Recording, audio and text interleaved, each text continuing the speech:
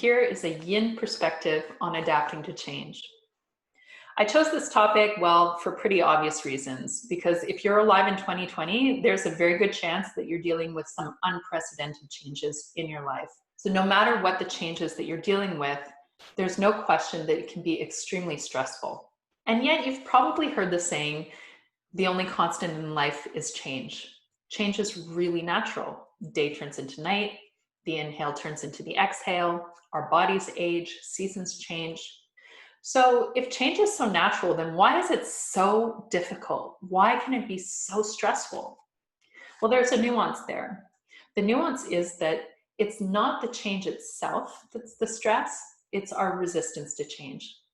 Anything we do with our whole heart can only give us energy. It's our resistance that drains us.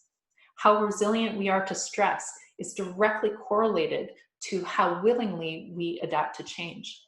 Holocaust survivor Viktor Frankl wrote, "When you can no longer change a situation, we are challenged to change ourselves."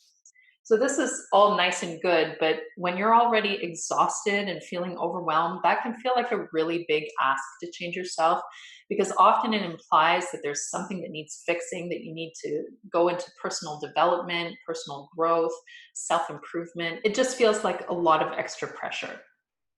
But what if I told you that there was a completely different direction that you can move in? What if the only change that you made was to give yourself permission to rest? What if the change you made was to see yourself through compassionate eyes? What if the change you made was to completely and radically accept yourself just as you are? What if you celebrated yourself for doing your best and let that be enough? So if just by hearing these suggestions, automatically you started to relax or feel a bit better, then it's working. It's taking away a layer of resistance.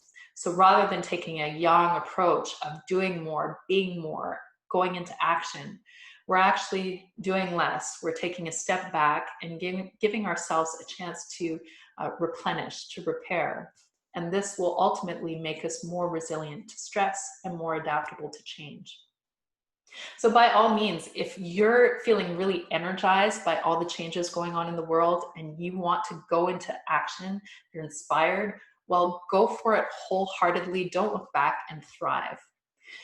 But if you're not ready yet and you don't have the energy, then being hard on yourself is just going to create more tension and more resistance, and that will make it harder to adapt to the change.